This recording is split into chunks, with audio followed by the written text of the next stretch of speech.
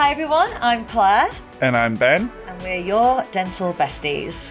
A podcast all about dental stuff. Dental stuff, some dental, some not. I'm your dental bestie though, aren't I? Yeah, we're dental besties. We are. So what you got for me today? So today I thought we could talk about Howard. Oh, Howard's making a comeback. We are, because we spoke about him like earlier on in the season with the episodes, and we talked about like difficult patients, and I said I had a patient who will always be imprinted in my brain. Yeah, I remember Howard. Well, we'll call him Howard. Yeah, pseudonym Howard. But my word for a difficult patient is now Howard. So have you ever had an experience of a Howard? And I'll tell you about my Howard. Have I ever had an experience of a Howard? A Howard as in like an awkward patient. Like a patient that's made you cry. Maybe not cry, but like just, you know when you have a patient where they're like, that was so difficult. I mean, we've all got difficult patients, so I don't mean like the tongue's in the way or like, but you know, like one where you've like, I've really questioned my ability because of what that patient has said. Like feedback from the patient has made you go, oh.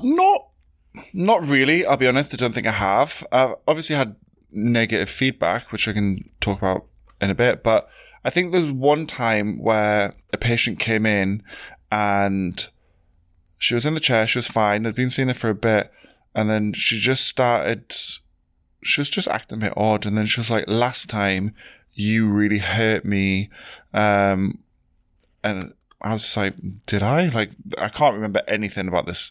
And then she said it was just very awkward, and you kind of like, your red flags go up, and I was like, oh, this isn't right. So just sat her up, and I was like, let's just reschedule the appointment with another hygienist. And then it was dealt with there and then, because she was like, no, I only want to see you. I was like, okay, so why did I hurt you? And she's like, then it came out it was sensitive. It was back in the Cavitron days. Oh, okay. Yeah. And I was like, okay, then that makes a lot more sense. The way it was described initially was that I'd like lacerated her face or something. But it was just a bit of sensitivity from the scale. And I was like, okay, well, let's just calm down. But again, you don't know what type of day that patient's had. And that's how I approach things now. Like you could be the iceberg on the cake that day. Yeah. Iceberg on the cake. That's not. I've just mixed up two sayings. No, cherry on the cake or the ice. You could be the top of the iceberg. Iceberg on the cake. I like that. Oh my God. You could be the iceberg on the cake. You could be the iceberg on the cake. So let me tell you about Howard. Okay, yeah, come on. I'm intrigued. So I, as you know, was in the forces before, and so Howard came in, and Howard had also been in the forces. So I was like, is this in practice, not in the army? Yes, this is in practice. Okay. This is like years after I left the army, and automatically, when you're in the forces and you meet someone else that's been in the forces, you're friends. Do you salute? No, okay. But you're automatically just like, we have something in common, we're friends, right? So I knew this about him. This is the first time I've ever seen Howard. And so I was like, oh, you know, when I mention this, we're going to have this like, you know, you're always looking for that sort of something that, you know, like it's the common ground. Anyway, so I wrongly and automatically assumed that he was going to like me straight away. And Howard had been seen every 3 months for a lot of years because he was a Denplan patient and I was new to the practice. So it was the first time he was seeing me, and I look at his x-rays and I tell Howard he has periodontitis, to which he... For the first time? Well, must have been because Howard went mental.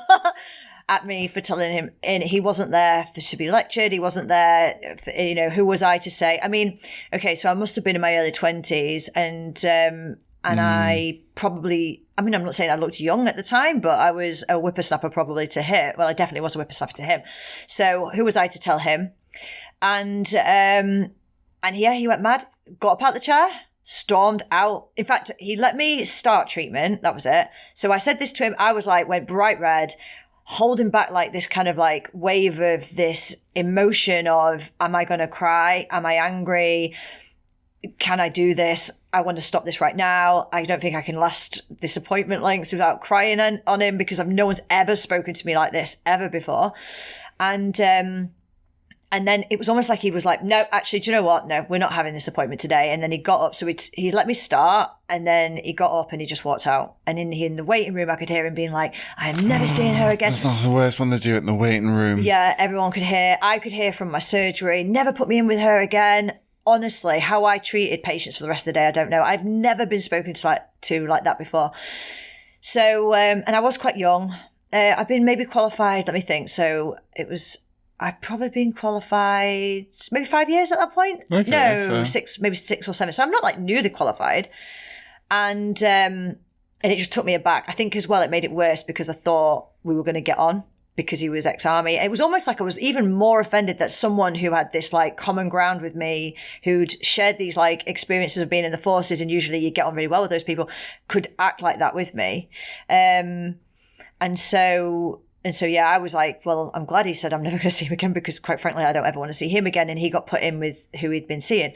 I understood from that moment why he'd never been told he had periodontitis. I think he probably has been told, but that was the reaction they got. Yeah. And therefore, Went it to was never someone said else. again. Yeah. So, and so it was almost like awkward, don't mention this, do the treatment. He's on den plan and on his way. So it is a difficult one because obviously one of the reasons I'm glad I never saw Howard again is because I would have to have that conversation again with him because how would you have periodontitis? It's not going away. It's not going away. Does he have ED? Yes, we do. Back to the episode. Oh, God, yeah.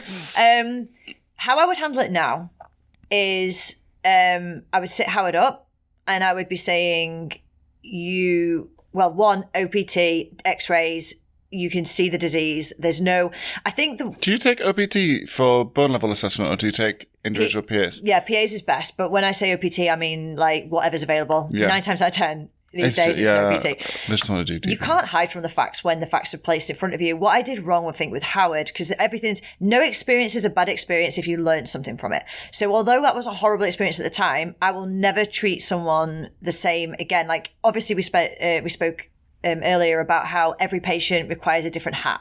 Yeah. So I know now what to look for in a Howard and how I would treat a Howard. And I don't think you can hide from facts. So what I probably did wrong with Howard is I said it as if it was an opinion. So instead of showing him the x-rays and using the x-rays to explain disease, I just went ahead. At the time I was working at a practice where we had shorter appointments. So part of that was because I'm having to do a lot. Cram everything in. Yeah, you're almost like I'm treating you as I'm telling you at the same time, just to make sure I can get it all in. And now I would sit Howard up and it would be explanation with x-rays. You can't hide from seeing the bone loss on the pictures, like this is where it should be and this is where it is. And I'm a lot more sympathetic as well in the sense that it's like, and I'll say to them, this isn't your fault. This is what causes it. There's an immune response here. This is how your body, responds to biofilm. And I go through it all. And I'm very sympathetic as I'm explaining it, knowing that it's not a nice thing to hear. And I think maybe I was a bit clinical with Howard. Or pre-Howard, I was very clinical. But it depends, because some people do like that.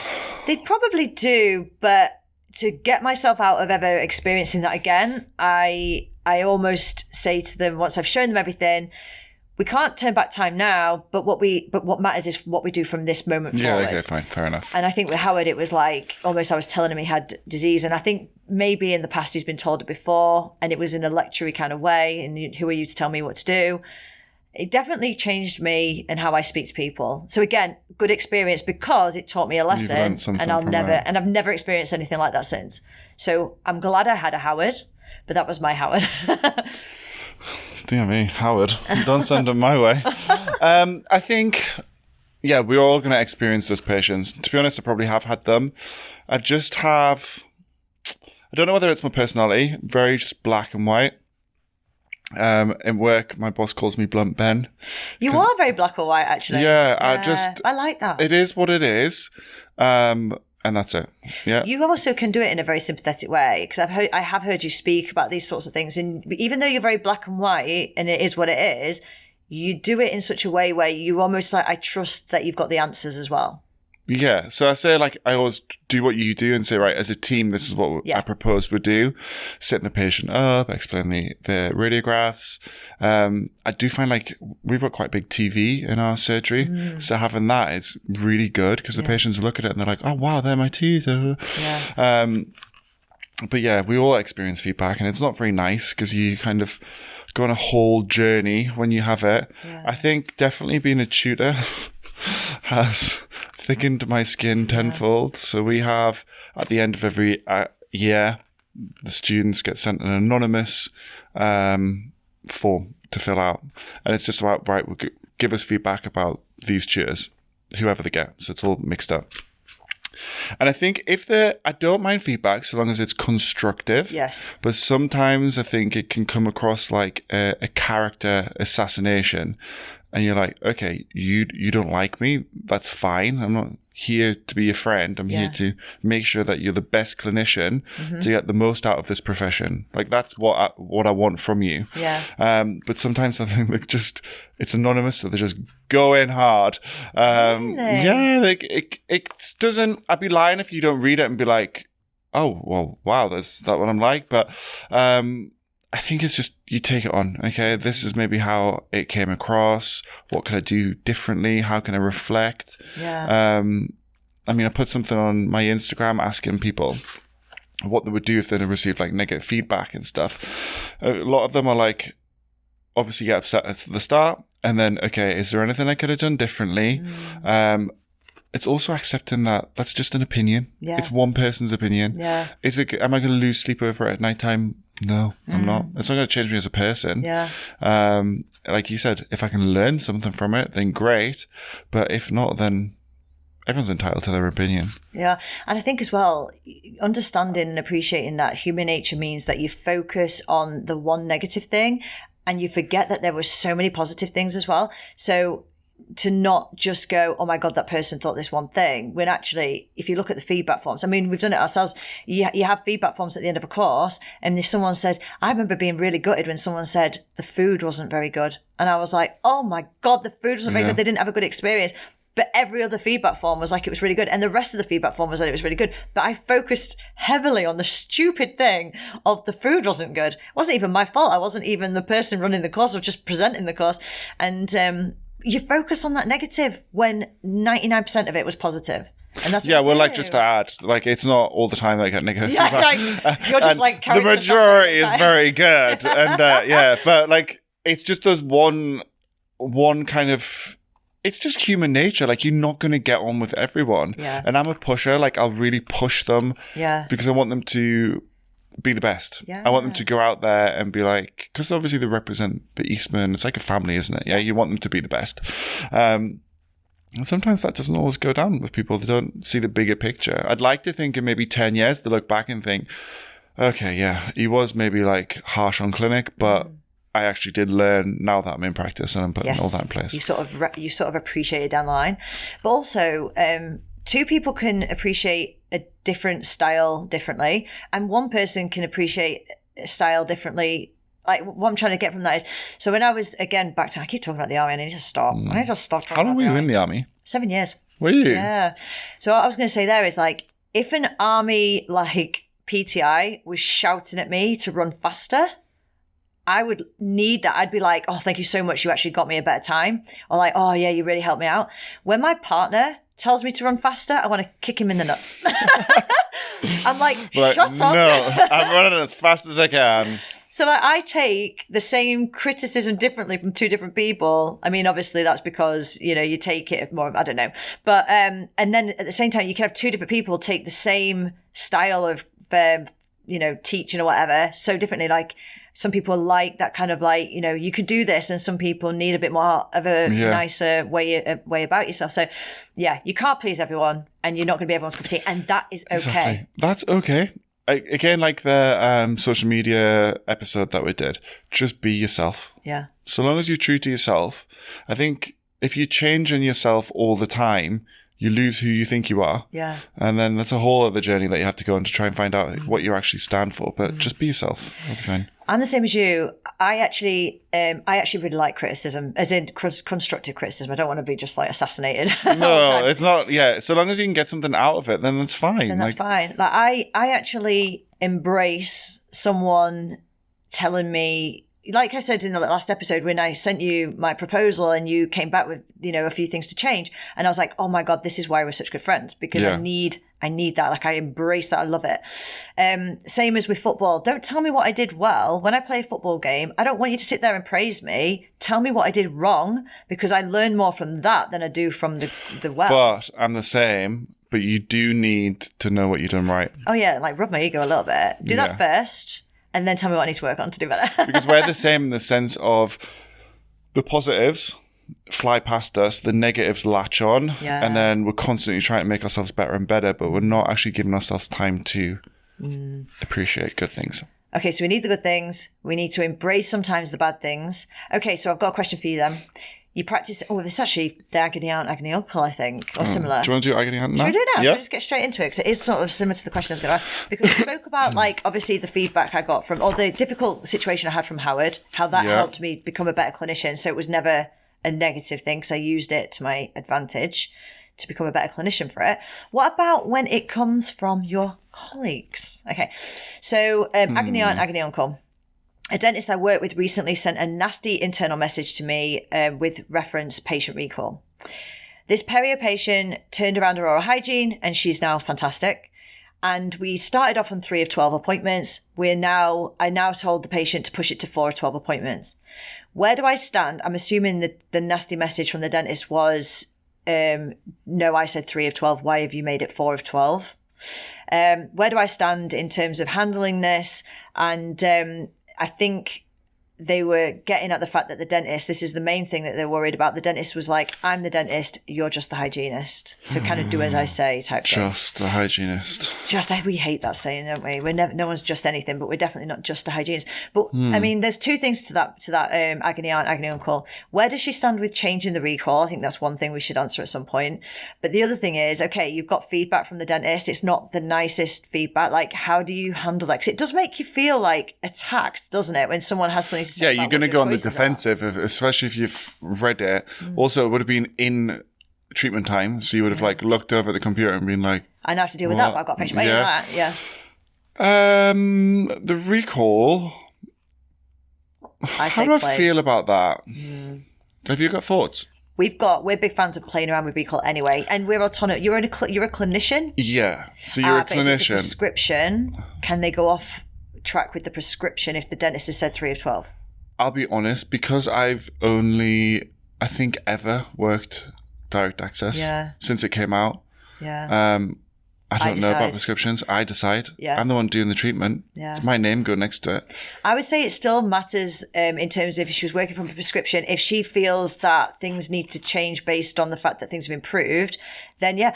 I mean, we're big, like we've spoke about before on the podcast, we're big fans of like playing around with recall. So if someone gets better, 4 of 12, 6 of 12. I think you've got to ask yourself, is the reason for 3 of 12 because she wants to keep patients on a low recall? Because if that patient's getting better, surely an incentive is for that to sort of to try and push that recall a little bit and make it even easier financially for the patient.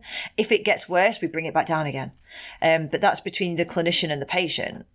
But then you don't want it to get to this is the fine line. You don't want it to get to the point where it gets worse. Yeah. You just need to push the length of time that the patient's able to manage it to the point that the patient can. Yeah, which I think is what's good about, like you said, working in weeks and pushing it. Let's push it 4 weeks, which is hence the 3 of 12 to 4 of 12, which I think, in my opinion, I probably would have done the same thing as the hygienist in question in that message. I think I would have. If the patient's getting better and the patient comes in, plaque score is like 5%, bleeding score is 1%, have the conversation. We can start to push the appointment further. I usually do 2 weeks at a time. And then we'll see how we go. Yeah. If you are happy with that, then great. Sometimes they'll turn around and say, no, I don't want to go back down that road. I'm happy just to stay on the... And I say 9 times out of 10 because they see the difference in the health and they feel better. They say, oh, no. And they'll say to me, are we okay to stick at 3 months? And I'm like, yeah, of course we can. I think the issue that I would have would be the message. I would maybe get someone else to read it. Just so, because when you are in that defensive state, everything's like an attack, and you don't know the environment that's been going on. Again, you don't know what type of day the dentist had beforehand. Do you know what I mean? Like, this kid's could have been screaming, one could be ill, he needs to get the other one at school, his wife's doing night shifts, like, and then he's super stressed, he's just had a really bad patient, and then he just sends a message. Again, like this messages on social media and stuff, everything can be misconstrued. So I would just go and have a conversation with them and just be like, I'm just following up on what that message was about. And then if there was an aggression in the way he was talking or she was talking, I would maybe just say, look, I'll come back when things calm down, but I think we need to have a conversation about it. Yeah. And you need to stand up for yourself, but you don't need to counter the aggression. Yes. Like, Take a moment. these are my boundaries. Yeah. I won't be spoken to like that. I changed it because of my own clinical autonomy, which if you're not happy with, then that's another discussion. Mm-hmm. But the issue that I have right now is the way in which you spoke to me. Yeah. I don't think it's professional. It's not acceptable. It's against GDC standards. That's not how we should communicate. We're adults. I like the idea of someone else like saying to your nurse, maybe, just come over here and just quickly read this message. Say, for example, it was on Dentistry. Just come over here and read this message a second. Are you sort of feeling a tone in that message? Because I might be just being a bit sensitive. And if they're like, oh yeah, there's a tone there, then that's where you approach them saying, oh, I like the whole, like, I'm just following up on your message, because it's not like that message you sent me, it's like, oh, just to follow, like, and I'd even be going in just a bit, not blasé, but pumping my head around the door and being like, just to follow up on that message, is there something we need to talk about? We've all done it, yeah, we've all done it where we've been super stressed, we're running behind, we'll send a short message. I done it the other day. A receptionist at work, who's absolutely lovely, messaged just to one of my patients had missed the train, and she was just going to move her down into my lunch, because she knows it's fine. I wouldn't mind. Okay, so I messaged her back just saying I'll just not have a break. Yeah. Oh, but like meaning I'll just not have a break. It's fine. Yes. Like, it's okay. But then, as soon as I read it back, because she just messaged back saying okay, and then as soon as I messaged back, I was like, okay, now that I've got time, the patient's left, now I can see that must mean like, oh, well, I'll just not have a break then. So I went out and I was like, I was just confirming that it's okay to move the patient. She was like, oh, okay. Like, and had she taken it wrong?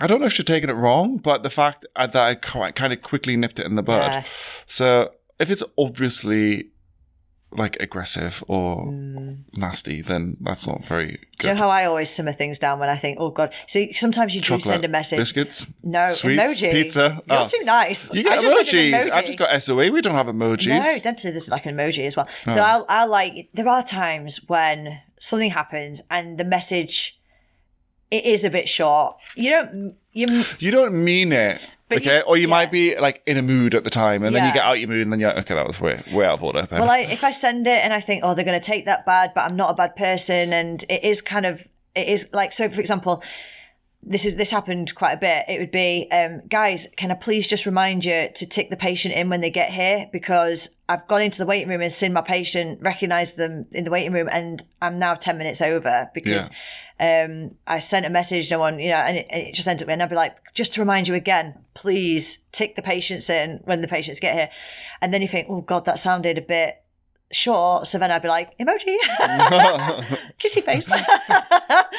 Cool the burn that I just delivered. But so like times like that, that's how I would diffuse, because I'd be like, I never ever intend something. I will never be nasty. It's always said with love. But sometimes I've got to just reinforce something because it makes clinical life a bit more difficult. And I'll always, if I send anything like that, I always go back out when I've got a bit of time and be like, always sent with love though. I've said that. I've said that at meetings before. Like, if I send a message, it's the facts. Like, because you take your gloves off, you want to type it out before you go back to the patient or do what you want to do.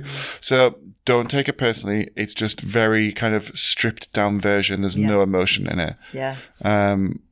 It is what it is. I'm quick to own my, like, if I genuinely believe I've made a mistake, I'll own it. Like, I don't have that kind of ego or fear of being like, look, I was wrong. Yeah.